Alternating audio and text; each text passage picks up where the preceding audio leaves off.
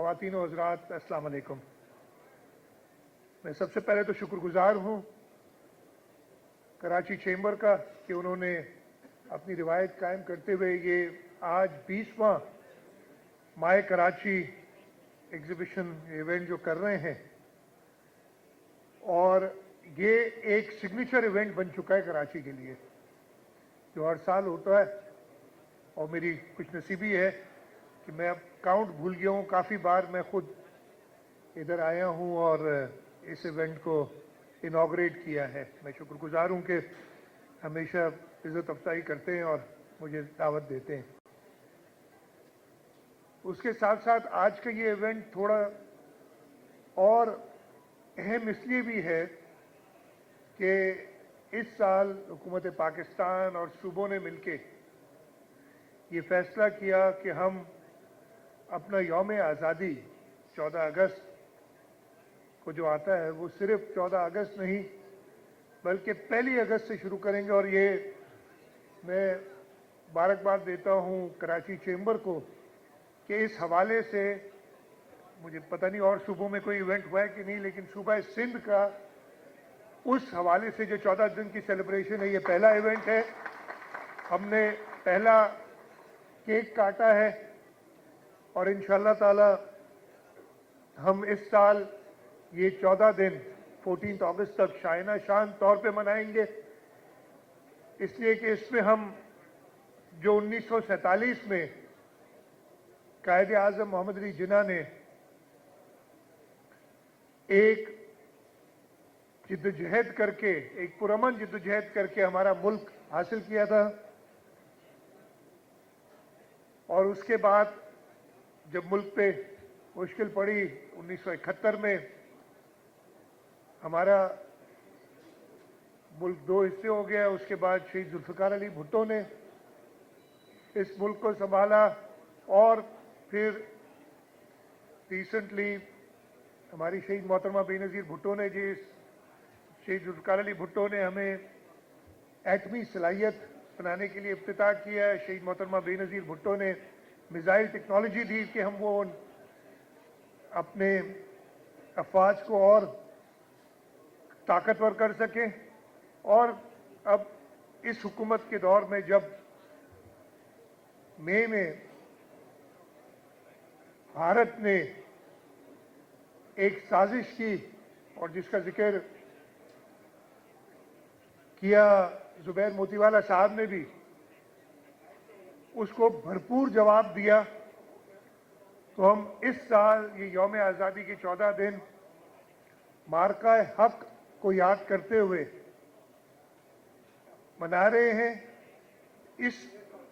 उन 3-4 दिनों में हमारी कौम ने साबित किया कि जब मुल्क पे कोई मैली नज़र से देखता है तो हम सब मुत्तहद होते हैं। और मैं हर एक को, हर सियासी जमात को, हर कम्युनिटी को, बिजनेस सेक्टर, पूरे मुल्क में, नाम मैं लेना शुरू करूंगा तो मुझसे कोई रह जाएगा, लेकिन पूरी कौम मुत्तहद होके, ना उन्होंने ज़बान की तफरीक देखी, ना मज़हब की तफरीक देखी, ना पेशे की तफरीक देखी, ना उम्र, ना जेंडर की कोई तफरीक थी, सब इकट्ठे थे। और इसी वजह से हमें भरपूर कामयाबी हुई। तो इस कामयाबी पे एक बार फिर, इसलिए कि हम यौम आज़ादी आज से मना रहे हैं, मैं सबको मुबारकबाद देता हूँ। ये माय कराची इवेंट, जैसे मैंने कहा, मैं कई बार खुद यहाँ आ चुका हूँ, एक सिग्नेचर इवेंट बन चुका है कराची के लिए। और इस साल जैसे बताया गया कि कई और ममालिक भी पार्टिसिपेट कर रहे हैं आपकी एग्जीबिशन में। ये बहुत ही खुशाइन बात है। और इंशाअल्लाह ताला जो कराची का पोटेंशियल है, जो कराची में जान है, वो सारी इस माय कराची इवेंट से उभर के सामने आती है, जिसमें चैम्बर, कराची चैम्बर वाले मुबारकबाद के मुस्तहिक हैं इस इवेंट को कराने के लिए। ये इवेंट जैसे बताया 2004 में शुरू हुआ, जब कराची के हालात बहुत ज़्यादा ख़राब थे। 2004 से लेके आपको दिन याद होगा, यहाँ पे कराची के अंदर, पूरे पाकिस्तान में, और उस वक्त कराची सेंटर था टेररिज्म का, अनफॉर्चुनेटली। उस वक्त कराची चैम्बर ने ये प्रोग्राम शुरू किया और मैं अगर सिराज कासिम तेली साहब को याद ना करूं तो बिल्कुल मुनासिब नहीं होगा, इसलिए कि वो इस इवेंट की कराची चैम्बर की, बिजनेसमैन ग्रुप की और कराची के लोगों की सही नुमाइंदगी करते थे। अल्लाह ताला ने चंद साल पहले उन्हें हमसे ले लिया, लेकिन जो चैम्बर को ये मुबारकबाद देता हूं कि उनकी की हुई एक काविश जो थी उसको उन्होंने जारी रखा है। इस इवेंट में इंशाअल्लाह ताला हुकूमत सिंध पहले भी सपोर्ट करती रही है और हम चाहेंगे कि इसको और वसी किया जाए। कुछ बातें मेरी अभी जावेद बिलवानी साहब से, जुबैर मोतीवाला साहब से हुई हैं कि हम अगले दफ़े इसको और बेहतर कैसे कर सकते हैं और इंशाअल्लाह ताला हुकूमत सिंध अपना पार्ट प्ले करेगी। दो तीन चीज़ें जो जावेद भाई ने भी बात की, मैं भी जिक्र करना चाहूँगा। मैंने अभी जिक्र किया था 2004, मैं कराची शहर में पैदा हुआ हूँ, मैंने बहुत टाइम देखा है कराची शहर में और आप लोग सब भी जो मेरे हम उम्र हैं उन्होंने वो टाइम भी 80s का देखा होगा, 90s का देखा होगा, जब कराची शहर में दसों बीसों की तादाद से रोजाना टेररिज्म के हवाले से लोग अपनी जान गंवाते थे। आपने वो टाइम भी देखा होगा कराची में जब बिजनेस कम्युनिटी, और मुझे मरहूम सिराज कासिम तेली साहब ने कई बार इस चीज का जिक्र किया, जब आप लोगों से भत्ते लेके एक ऑर्गेनाइज्ड भत्ता सिस्टम था, मतलब उसमें आप लोग शायद बुरा भी नहीं मानते थे, वो भत्ते दिया करते थे। अल्लाह ताला का शुक्र है, ये वो टाइम था कि मैं 2013-14 तक की बात बता रहा हूं, जब कराची दुनिया का छठा सबसे डेंजरस सिटी था। अल्लाह ताला का शुक्र है इस वक्त मैं ये नहीं कह रहा कि अमन व अमान है, मैं जो बात कहता हूं ना तो वो फिर एकदम मीडिया वाले उसको उठा लेते, लेकिन क्या है कि हमारी मेमोरीज बहुत शॉर्ट होती हैं, हम भूल जाते हैं। वो जमाना भी था जब आपको प्रोटेक्शन के लिए वो भत्ता देना पड़ता था,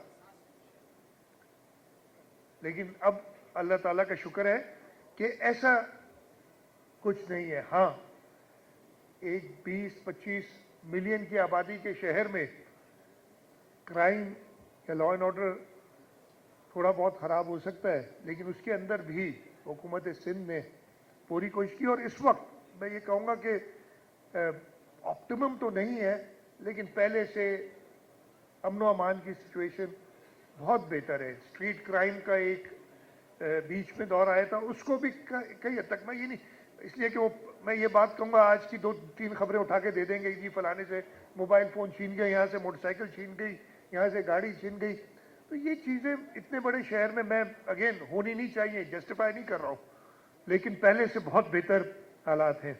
इंफ्रास्ट्रक्चर, यस, जो इस शहर का पोटेंशियल उस हिसाब से इसका इंफ्रास्ट्रक्चर नहीं बना, नहीं है।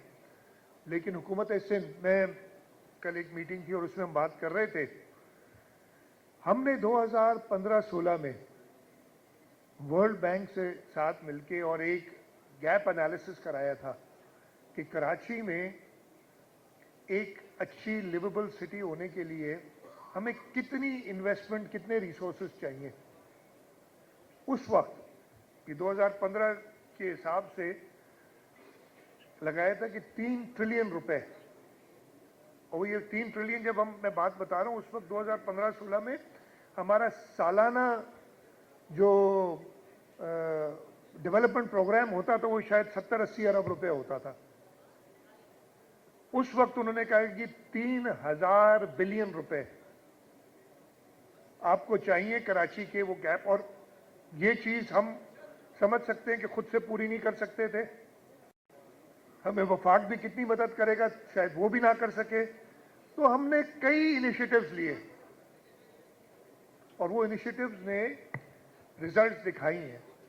वो इनिशिएटिव्स हमने अपनी एडीपी के अंदर स्कीम्स दी, हमने एक मेगा स्कीम्स का प्रोजेक्ट शुरू किया जिसमें हम जो स्कीम्स हैं वो उसी साल ख़त्म करते थे, अब अगर आप देखें शारा फैसल पे अंडरपास, आपका ये आगे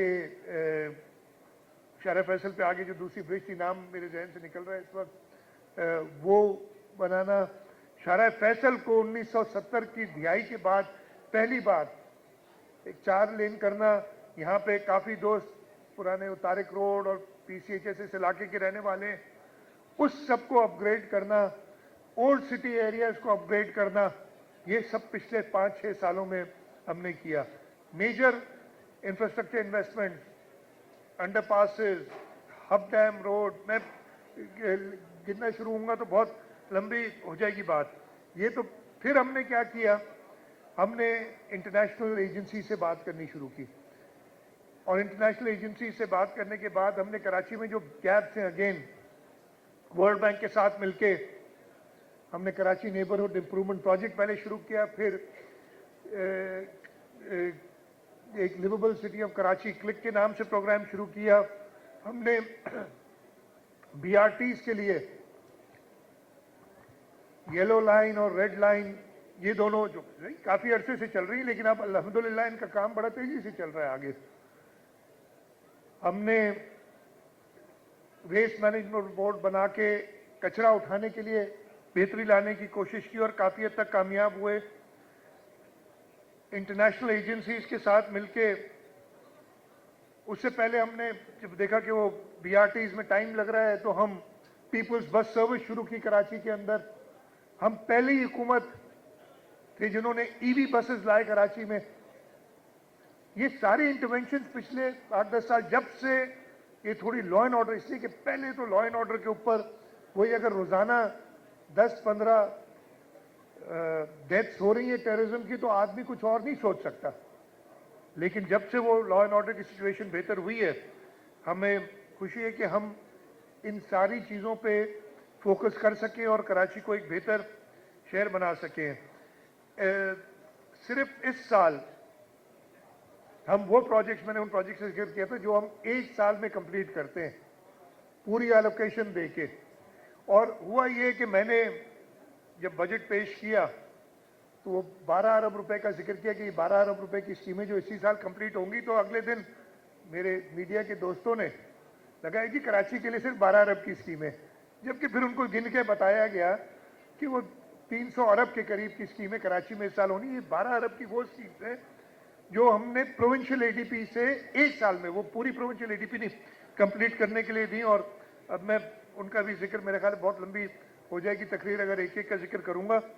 तो ये इंटरवेंशन हमने की। पानी के ऊपर खास तौर पे बात की। K4 अभी भी मुझे नंबर याद नहीं, शायद 78 अरब रुपए वफाक ने खर्च करने K4 को कंप्लीट करने के लिए, और उन्होंने सिर्फ 3 अरब इस साल रखे हैं। मेरी, जैसे जुबैर मोतीवाला साहब ने कहा, बाकी जावेद साहब ने कहा, वफाक से ही दरख्वास्त होगी कि उसको जल्द से जल्द जो पानी आपने कराची की बाउंड्री तक ले आना है K4 का, वो मुकम्मल करें जहां तक आगे। इसलिए उसके अलावा 4 प्रोजेक्ट्स हैं K4 के। सबसे पहला प्रोजेक्ट है, हमने कैपेसिटी बढ़ानी है KB फीडर की ताकि वो पानी ले जा सके, तो उसके हम लाइन कर रहे हैं। 50 अरब रुपए का वो प्रोजेक्ट है जो इंशाल्लाह इस साल कंप्लीट होगा जनवरी, इसलिए कि वो क्लोजर में कर सकते हैं। दिसंबर जनवरी में क्लोजर होता है। हम 40% कंप्लीट कर चुके हैं, बाकी 60% इस साल करेंगे। ये पहला। फिर आपने वो किंजर से लेके कराची तक पानी लाना है, 170 अरब या 65 अरब रुपए का वो प्रोजेक्ट है। आपने पावर सप्लाई देनी, इसलिए वहां पे 2 पंप है, वो हम अपनी company Sindh transmission and dispatch company STDC के थ्रू वो पावर प्लांट लगा रहे हैं ताकि वो बिजली मुहैया कर सके। चौथा ऑगमेंटेशन का प्रोजेक्ट है, जो शहर के अंदर आपने अपना नेटवर्क बढ़ाना है, और तकरीबन 80 अरब रुपए का वो प्रोजेक्ट है, और उसकी पूरी फाइनेंसिंग अरेंज की हुई है। वो इस वक्त प्रोक्योरमेंट के फाइनल स्टेजेस में है, और हमने यही कोशिश की है कि हम, इसलिए कि उसमें 4 सेक्शन है, तो एक सेक्शन हमारी पूरी कोशिश रहेगी कि अगले 7 से 8 महीने में हम कंप्लीट करें। लेकिन हम सिर्फ K4 पर डिपेंड नहीं कर रहे,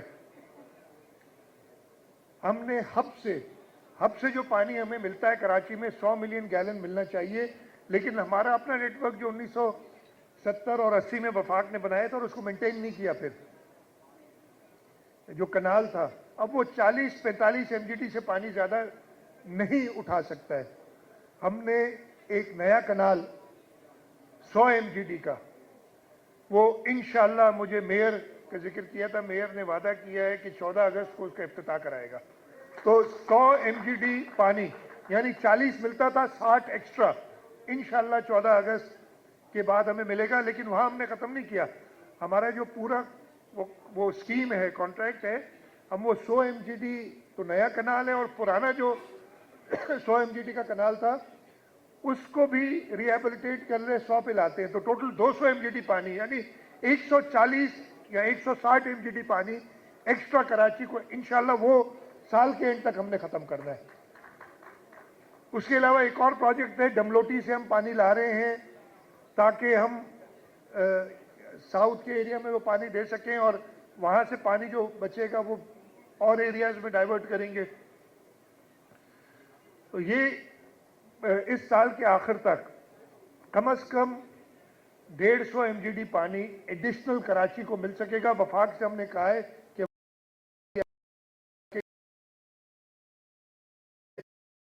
डिस्ट्रीब्यूशन होती है 1/3 2/3, जिस तरीके से क्लाइमेट चेंज हो रहा है, बारिशें हो रही हैं, हर टाइम हर साल भर जाता है। पहले प्रॉब्लम होता था, तो पानी मौजूद है हमारे हिसाब से। और इस वक्त recently minister water and power आए थे, मैंने उन्हें पर्सनली कहा था, मिनिस्टर वाटर रिसोर्सेज, पावर अलग हो गया, मिनिस्टर वाटर रिसोर्सेज आए थे और उन्हें मैंने पर्सनली रिक्वेस्ट किया था। एक प्रोजेक्ट मेरे से रह गया जो हमारा अगेन एक फ्लैगशिप प्रोजेक्ट है, शाहराह भुट्टो। हमने उसको कुरंगी रोड से लेके कयूमाबाद तक कंप्लीट कर लिया है, कायदाबाद तक, कयूमाबाद से कायदाबाद तक कंप्लीट कर लिया है और इंशाल्लाह इस साल के आखिर में वो M9 तक कंप्लीट हो जाएगा।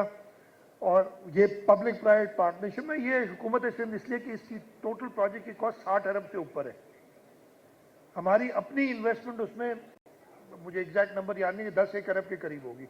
बाकी सारा प्राइवेट सेक्टर और लेंडिंग से हमने किया है और इंशाल्लाह ताला ये प्रोजेक्ट हम दिसंबर तक कंप्लीट करेंगे। उसके साथ साथ हम उसका फेज 0 में उसे कहता हूं, उसको बना रहे हैं कि पोर्ट से लेके और कयूमाबाद तक कनेक्ट करना है। ये एलिवेटेड बनेगा, 64 बिलियन रुपीस का ये प्रोजेक्ट है जो कि लास्ट स्टेजेस में है। हमारी डिज़ाइन, हमें प्रपोजल आई हुई है, बैंक्स इंटरेस्टेड हैं इसको फाइनेंस करने में और इंशाल्लाह ताला तकरीबन 2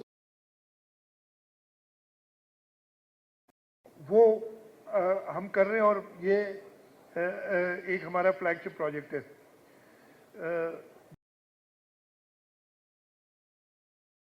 मैंने भी जाना है और थोड़ा सा राउंड भी लगाना है। 2 चीज़ें, गैस सबने जिक्र किया, सिंध 70% मेरी लड़ाइयाँ भी हुई हैं। जब मैं मिनिस्टर एनर्जी हुआ करता था, एक इवेंट पे मैं आया था, मुझे अच्छी तरह याद है, वो गैस सप्लायर्स ने फेडरल गवर्नमेंट के लिए किया था। मैंने कहा भाई किसके लिए कर रहे हो जो हमें खुद गैस नहीं, और मैं अभी भी कायम हूँ कि जो हमारा हिस्सा है जायज़ वो हमें नहीं मिलता है। और मैं बिजनेस कम्युनिटी का शुक्रगुजार हूँ कि वो हर जगह ये बात रेज करते हैं और ये अभी भी पिछले 7-8 साल से CCI में, काउंसिल ऑफ कॉमन इंटरेस्ट में आगे पीछे हो रहा है। अभी तो 1.25 साल हो गया CCI की एक मीटिंग सिर्फ हुई है। कानून के मुताबिक, आइन के मुताबिक हर 3 महीने में मीटिंग होनी है। ये भी मैं अर्ज करूँगा कि बिजनेस कम्युनिटी, सिंध के लोगों का जो एक डिमांड है कि हम अपने जायज़ हिस्से की गैस से, हमें आईनी हक है, आर्टिकल 158 कहता है कि जिस सूबे में गैस पैदा होती है पहला हक उस सूबे के लोगों का है, वो हमें मिलनी चाहिए। आखिरी चीज़ जो कि आपने जिक्र नहीं किया किसी ने, लेकिन मैं जिक्र करना मुनासिब समझता हूँ, इस साल बजट के अंदर फेडरल गवर्नमेंट ने काफ़ी FBR को एक ड्रैकोनियन पावर्स दिए थे और पाकिस्तान पीपल्स पार्टी ने उस पर काफ़ी रेजिस्ट किया। हमारे नेशनल असेंबली के अंदर चेयरमैन बिलावल भुट्टो जरदारी ने, और कुछ डाइल्यूट किया उनको। ठीक है, आप टैक्स लें, जायज़ टैक्स लें, हमारा फ़र्ज़ है, चाहे मैं सैलरीड क्लास का हूँ, चाहे मैं एग्रीकल्चरिस्ट हूँ, चाहे मैं बिजनेस कम्युनिटी से हूँ, कमर्शियल एक्टिविटी करता हूँ, सब ने टैक्स देना है। लेकिन मैंने उनकी देखी हैं जो जिस तरीके से वो हरास करते हैं लोगों को, तो फेडरल गवर्नमेंट से यही है कि जी you have to have a friendly tax collecting system, otherwise you will not be able to collect taxes. और उसके साथ साथ एक और चीज भी करूंगा, जो इदारा कहता है कि जी मैंने कानूनी तौर पर टैक्स लेना है, कानून उसने भी फॉलो करना है, और वो कानून फॉलो नहीं करता, सिंध हुकूमत का कानून फॉलो नहीं करता, और इसको हमने टेकअप किया हुआ है फेडरल गवर्नमेंट के साथ। मतलब अगर आप अपनी गाड़ियां रजिस्टर नहीं कराएंगे और खुद टैक्स नहीं देंगे, अगर मैं टैक्स नहीं देता तो मुझे कोई हक नहीं पहुंचता मैं किसी और पे उंगली उठाऊं। तो ये चीज मैं इस इवेंट के हवाले से भी सामने लाना चाह रहा था। काफ़ी बातें हो गई हैं, इंशाल्लाह ताला जैसे मैंने कहा कि हमारी कोशिश रहेगी कि सिंध हुकूमत हमेशा चेंबर के साथ, बिजनेसमैन ग्रुप के साथ इस इवेंट को पिछले सालों से और बेहतर करे। Karachi is the jewel in the crown. हमारा लिए बड़ी फ़ख्र की बात है कि हमारा दारुल खिलाफा सिंध का, जिसके अंदर पाकिस्तान रेजोल्यूशन पास हुई, जिसमें एक बार नहीं 2 बार रेजोल्यूशन पास हुई पाकिस्तान की हिमायत में, और सिंध के लोग, सिंध के वो इलेक्टेड नुमाइंदे जो 1945 और 47 में इधर थे, उनको खिराज तहसीन पेश करना चाहूँगा कि उनकी ये सोच थी कि पाकिस्तान हमें बनाना है, और जो पाकिस्तान रेजोल्यूशन थी, मैं अगर लंबी बात करूँगा तो बहुत ज़्यादा बातें कर सकता हूँ। पाकिस्तान की इंडिपेंडेंस का आगाज़ हुआ था जब सिंध ने मुंबई से, बॉम्बे उस वक्त होता था, बॉम्बे से अलहदगी के लिए एक मुहिम, एक जिद्दोजहद चलाई थी। वो स्टार्ट था जब कायदे-आज़म मोहम्मद अली जिन्ना को इंगेज किया था एज ए लॉयर। उन लोगों ने 1920 और 30 की दिहाई की बात है, कायदे-आज़म मोहम्मद अली जिन्ना को इंगेज किया था, ये देखते हुए कि उनका स्टैचर देखते हुए, उनकी काबिलियत देखते हुए, जो एक जिद्दोजहद थी उसको एक अच्छे स्टेट्समैन की तरह इस्तेमाल करते हुए हमें 1947 में आज़ादी दिलाई। तो एक बार फिर आप सबको आज़ादी मुबारक। इंशाल्लाह ताला हम इकट्ठे होके, मुत्तहद होके, अगर फिर किसी ने पाकिस्तान की तरफ मैली आंख से देखने की कोशिश की तो उसको भी भरपूर जवाब देंगे। और जो इकॉनमी में एक बेहतरी आ रही है, आप देख रहे हैं रोज़ाना एक अच्छी खबर आती है, उसके लिए भी मतलब मैं खराज तहसीन इस बात पे ज़रूर पेश करना चाहूँगा प्राइम मिनिस्टर साहब को, वफाकी हुकूमत को, सदर साहब को, कि इस मुश्किल दौर में हमारे relationship, except for obviously eastern neighbours, apart from that पूरी दुनिया से इस वक्त हमारे, जो एक ज़माना था जो हमसे कोई बात करने के लिए तैयार नहीं था, अब हमारी रिलेशनशिप ऐसी हो गई है कि हर एक हमसे ट्रेड करने के लिए तैयार है। तो इस सब पे मैं आप सबको मुबारकबाद देता हूँ, पाकिस्तान के लोगों को मुबारकबाद देता हूँ, और ये दुआ करता हूँ कि इंशाल्लाह ताला ये माय कराची इवेंट और बेहतर हो। आप सबका बहुत बहुत शुक्रिया। पाकिस्तान जिंदाबाद।